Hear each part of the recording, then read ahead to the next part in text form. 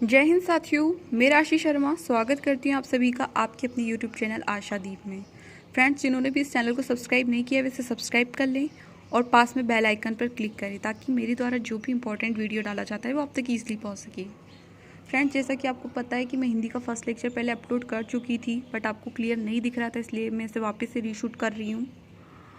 हम बिना time waste किए आज का लेक्चर स्टार्ट कर लेते हैं। जो हमने हिंदी का फर्स्ट टॉपिक लिया था वो था भाषा, लिपि और व्याकरण। फ्रेंड्स, इस टॉपिक से एग्ज़ाम्स में डेफिनेशंस, फिलिंग द ब्लैंक्स और ऑब्जेक्टिव के रूप में पूछी जाती हैं। और ये जो हमारे हिंदी का लेक्चर है या आने वाले MPSI और वर्ग 3 और जितनी भी एग्ज़ाम्स है जिसमें हिंदी पूछी जाती है उनके लिए बहुत ही इम्पॉर्टेंट है। इसलिए इसे बेसिक को अच्छे से समझिएगा ताकि आपकी हिंदी के आने वाले आगे वाले टॉपिक बिल्कुल क्लियर आपको समझ में आए। भाषा क्या होती है? भाषा वह माध्यम है जिसके द्वारा हम अपनी बात दूसरों के सामने प्रकट करते हैं और दूसरे की बात समझते हैं। भाषा मानव मुख से निकली वे सार्थक ध्वनियाँ हैं जो भावों, विचारों के परस्पर आदान प्रदान का समर्थ माध्यम है। या हम कह सकते हैं कि जिस माध्यम के द्वारा मनुष्य अपने भावों तथा विचारों को प्रकट करता है वह भाषा कहलाती है।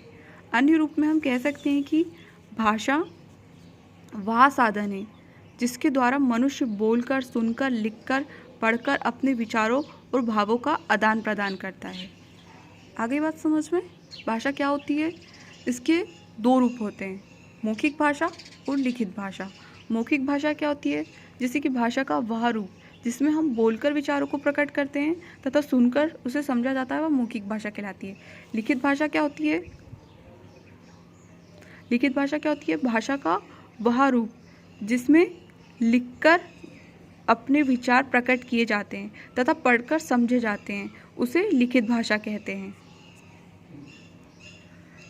इसके अन्य दो रूप भी हैं, जैसे आंगिक भाषा और सांकेतिक भाषा, बट वो मान्य नहीं है। सांकेतिक भाषा देख लेते हैं क्या होती है।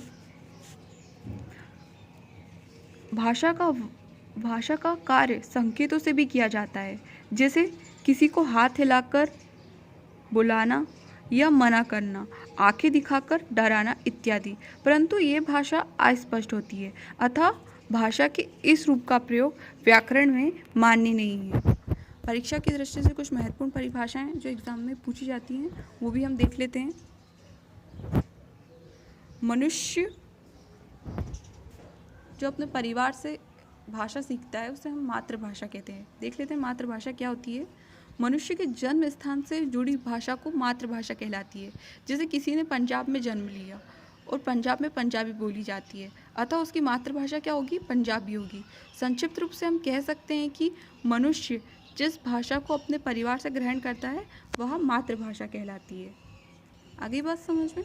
ये भी हमारे जो MPSI का लास्ट ईयर 2017 में पेपर हुए थे उसमें पूछी गई थी मातृभाषा फिलिंग द ब्लैंक्स के रूप में। बोली क्या है? भाषा का अल्प विकसित रूप जो किसी सीमित क्षेत्र में बोला जाता है बोली कहलाता है। बोली में साहित्य की रचना नहीं होती है, बोली में लोकगीत, लोक कथाओं की रचना होती है, परंतु ये लिखित रूप से नहीं होते हैं। इसका प्रचलन मौखिक रूप से होता है। जैसे हरियाणा में हरियाणवी बोली जाती है, कुमाऊँ में कुमाऊनी बोली जाती है इत्यादि। नोट लगाकर एक पॉइंट लिख लीजिए। हिंदी भाषा में 18 बोलियां प्रचलित है। इसको हम सविस्तार आगे पढ़ेंगे। नेक्स्ट क्या है? राजभाषा। राजभाषा क्या है? राजभाषा का अर्थ है राजकाज की भाषा। जो भाषा देश के कार्यालयों और राजकाज में प्रयोग की जाती है वह राजभाषा कहलाती है। हमारे देश की राजभाषा क्या है? हिंदी और अंग्रेजी दोनों है। नोट लगाकर ये पॉइंट भी नोट डाउन कर लेना। इसके साथ ही अलग अलग राज्यों की शासन भाषाएं अलग अलग होती हैं। जैसे बंगाल में बंगाली, पंजाब की पंजाबी, महाराष्ट्र की मराठी, असम की असमिया, उड़ीसा की ओडिया और तमिलनाडु में तमिल इत्यादि। स्वतंत्रता से पूर्व 13 राज्यों में हिंदी बोली जाती थी, परंतु अब 9 राज्यों में बोली जाती है और एक केंद्र शासित प्रदेश में बोली जाती है। जो एक केंद्र शासित प्रदेश है वो हमारा दिल्ली है और वो 9 राज्य कौन कौन से जिनमें हिंदी बोली जाती है वो देख लेते हैं हम। उत्तर प्रदेश, मध्य प्रदेश, छत्तीसगढ़, राजस्थान, हरियाणा, बिहार, उत्तराखंड, झारखंड और हिमाचल प्रदेश। दोस्तों अंतर्राष्ट्रीय भाषा क्या है? विश्व में सर्वाधिक बोली जाने वाली भाषा को हम अंतर्राष्ट्रीय भाषा कहलाती है। जो अंग्रेजी है वह अंतर्राष्ट्रीय भाषा कहलाती है। ठीक है, अगर ऑब्जेक्टिव में आता है अंतर्राष्ट्रीय भाषा क्या है, अगर उस ऑप्शन में अंग्रेजी है तो आपको टिक लगा के आना है। अंग्रेजी क्या है? हमारी अंतर्राष्ट्रीय भाषा है। नेक्स्ट हम पढ़ेंगे राष्ट्रभाषा। राष्ट्रभाषा क्या है? हमारी नेशनल लैंग्वेज, संपूर्ण राष्ट्र में बोली और समझी जाने वाली भाषा राष्ट्रभाषा कहलाती है। या अन्य शब्दों में हम कह सकते हैं जिस भाषा का प्रयोग देश के अधिकांश निवासियों द्वारा किया जाता है उसे राष्ट्रभाषा कहते हैं। भारतीय संविधान के अनुच्छेद 343 के अनुसार 14 सितंबर 1949 को हिंदी को भारत की राजभाषा के रूप में स्वीकार किया गया था। किसे? राजभाषा के रूप में स्वीकार गया था, राष्ट्रभाषा नहीं। ठीक है, नोट लगाकर लिख लीजिए कुछ पॉइंट। 14 सितंबर को प्रतिवर्ष हिंदी दिवस के रूप में मनाया जाता है। अंतर्राष्ट्रीय मातृभाषा दिवस 21 फरवरी को मनाया जाता है। और हिंदी विश्व में सबसे अधिक बोले जाने वाली भाषाओं में से तीसरे स्थान पर है। हिंदी के अतिरिक्त भी हमारे देश में कई भाषाएं बोली, लिखी और समझी जाती हैं। हमारे देश में कुल 22 भाषाओं को मान्यता मिली है। कौन कौन सी है यह? हिंदी, सिंधी, पंजाबी, कश्मीरी, गुजराती, मराठी, ओडिया, बांग्ला, असमिया, उर्दू, तमिल, तेलुगु, मलयालम, कन्नड़, कोंकणी, संस्कृत, नेपाली, डोंगरी, बोडो, संथाली, मैथिली और मणिपुरी। यह 22 भाषाएं जिन्हें हमारे संविधान में मान्यता प्राप्त है। इसके बाद नेक्स्ट है उपभाषा। उपभाषा क्या होती है? अगर किसी बोली में साहित्य रचना होने लगती है, उस क्षेत्र का विस्तार हो जाता है तो वह बोली न रहकर उपभाषा बन जाती है। हिंदी के अंतर्गत 5 उपभाषाएं हैं और 18 बोलियां हैं। 5 उपभाषाएं कौन कौन सी हैं? पश्चिमी हिंदी, पूर्वी हिंदी, बिहारी हिंदी, राजस्थानी हिंदी और पहाड़ी हिंदी। पश्चिमी हिंदी के अंतर्गत कौन कौन सी बोलियां आती हैं? इसके अंतर्गत आती हैं ब्रजभाषा, कन्नौजी, बुंदेली, बांगरू और खड़ी बोली। ये मुख्यतः कौन कौन से क्षेत्र में बोली जाती है? यह हरियाणा और उत्तर प्रदेश में बोली जाती है। पूर्वी हिंदी के अंतर्गत कौन कौन सी बोलियां आती हैं? इसमें अवधी, बघेली और छत्तीसगढ़ी आती है। और यह मुख्यतः मध्य प्रदेश, छत्तीसगढ़ और उत्तर प्रदेश में बोली जाती है। बिहारी हिंदी, इसके अंतर्गत कौन कौन सी बोलियां आती है? इसमें मैथिली, मगही, भोजपुरी बोलियां आती है और यह मुख्यतः बिहार और उत्तर प्रदेश में बोली जाती है। राजस्थानी हिंदी, इसके अंतर्गत 4 बोलियां आती हैं, मेवाती, मालवी, मारवाड़ी, जयपुरी। और यह इसके मुख्यतः कौन कौन से क्षेत्र में बोली जाती है? यह मुख्यतः राजस्थान में बोली जाती है। पहाड़ी हिंदी, इसके अंतर्गत कौन कौन सी बोलियां आती है? यह गढ़वाली, कुमाऊनी, हिमाचली और यह मुख्यतः उत्तरांचल और हिमाचल प्रदेश में बोली जाती है। दोस्तों हमें इसे सविस्तार जब अपभ्रंश पढ़ेंगे उसके साथ इसे डिस्कस करेंगे। मानक भाषा क्या है? वास्तव में यही रूप आजकल हिंदी में मान्य है। मानक भाषा क्या होती है? हिंदी का प्रयोग विभिन्न प्रयोजनों और कार्य क्षेत्रों में होने लगा है। इस व्यापकता के कारण तथा अधिकतर क्षेत्रों में प्रचलन के कारण हिंदी के कई रूप देखने को मिलते हैं। अतः इनमें एक रूपता लाने के लिए विद्वानों तथा सरकार के संयुक्त प्रयास से प्रचलित रूपों में किसी एक को मानक घोषित कर दिया जाता है, वह मानक भाषा कहलाती है। जैसे मंदिर को मंदिर लिखा जाता है, अब यह पंचमा अक्षर है तो यहाँ पे हम इसमें अनुसार के रूप में हम यही सबसे सही और सटीक होगा, मान्य होगा, इसलिए इसे हमने मानक रूप दिया है। तो यहाँ पे सही क्या होगा? मंदिर, अनुस्वार वाला। जैसे गई को हम गई लिखेंगे तो यह इसका मानक रूप है। इसको हम आगे जब वर्णमाला पढ़ेंगे वो आपको अच्छे से समझ में आएगा। नेक्स्ट क्या है? खड़ी बोली। खड़ी बोली से भी एग्जाम में क्वेश्चंस बनते हैं।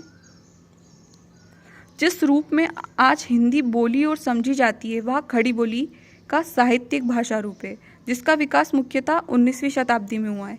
खड़ी बोली का प्राचीन रूप 10वीं शताब्दी में मिलता है, लेकिन 14वीं शताब्दी के प्रारंभ में आमिर खुसरो द्वारा पहली बार खड़ी बोली हिंदी में पहेलियाँ एवं मुकरिया रची गई थी। इसका सबसे पहले प्रयोग किसने? आमिर खुसरो ने किया था। नेक्स्ट क्या है?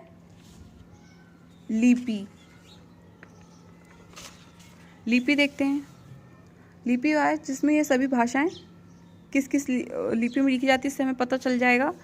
मनुष्य ने जब भाषा का विकास करना आरंभ किया तब उसे ध्वनियों को निश्चित रूप देने की आवश्यकता हुई, अनुभव हुई। तब उसने ध्वनियों को चिन्हों के रूप देने आरंभ कर दिए, जो लिपि कहलाती है। अतः हम कह सकते हैं कि वर्णों या अक्षरों को लिखने का ढंग लिपि कहलाता है।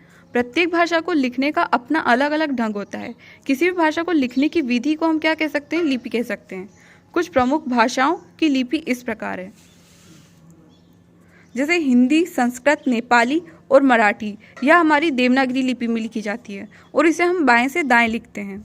जर्मन, फ्रेंच, अंग्रेजी यह हमारी रोमन लिपि में लिखी जाती है। उर्दू जो है हमारी फारसी लिपि में लिखी जाती है और यह दाएं से बाएं लिखते हैं। पंजाबी हमारी गुरुमुखी लिपि में लिखी जाती है। बांग्ला या बंगाली में लिखी जाती है। अरबी को हम अरबी लिपि में लिखते हैं। यह एग्ज़ाम की दृष्टि से बहुत ही महत्वपूर्ण है और इस पर क्वेश्चंस बनते ही बनते हैं। नेक्स्ट हम पढ़ेंगे व्याकरण।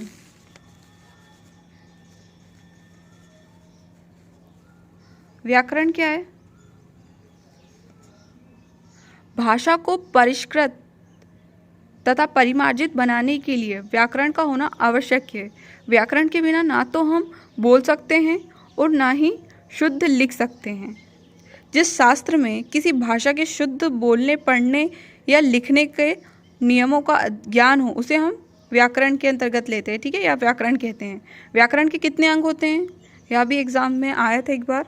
व्याकरण के कितने अंग होते हैं? तो व्याकरण के मुख्यतः 3 अंग होते हैं: वर्ण विचार, शब्द विचार और वाक्य विचार। वर्ण विचार क्या है? व्याकरण के जिस भाग में वर्णों के उच्चारण, बनावट, लेखन आदि के विषय में विचार किया जाता है उसे वर्ण विचार कहते हैं। जैसे अ का ये जो सिंगल वर्ड आते हैं इसे हम वर्ण विचार के अंतर्गत लेते हैं। इसे भी ये जो हमारा फर्स्ट टॉपिक रहेगा वर्णमाला का, उसके अंदर हम इसे सविस्तार पढ़ेंगे। शब्द विचार क्या है? व्याकरण के जिस भाग को शब्दों के विभिन्न रूप, भेद, उत्पत्ति व प्रयोग आदि के विषय में विचार किया जाता है उसे हम शब्द विचार कहते हैं। जैसे खाना, सोना, उठना, ये सब क्या है? शब्द है हमारे और ये शब्द विचार के अंतर्गत आते हैं। वाक्य विचार क्या है? व्याकरण के जिस भाग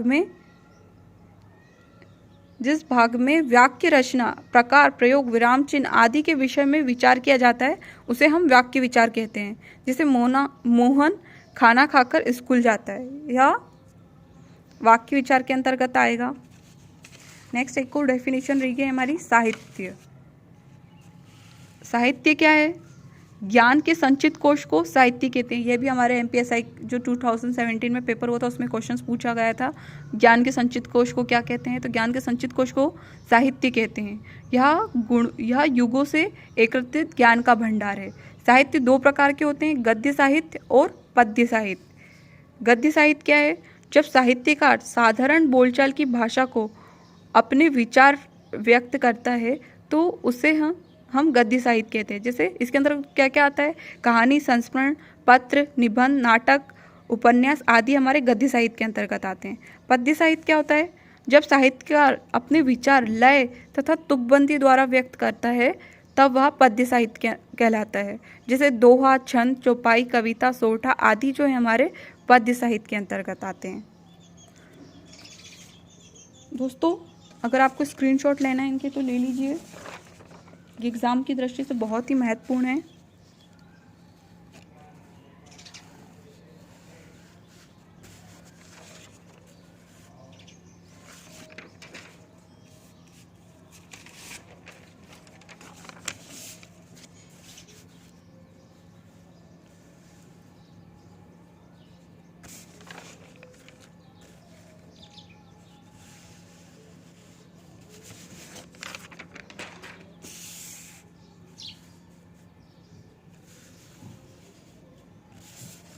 इसके बाद हमारा जो नेक्स्ट टॉपिक रहेगा वो हिंदी साहित्य के इतिहास के बारे में हम थोड़ा सा डिस्कस करेंगे। फिर एक दो टॉपिक के लेक्चर के बाद हम व्याकरण स्टार्ट करेंगे, वर्ण विचार वाला टॉपिक।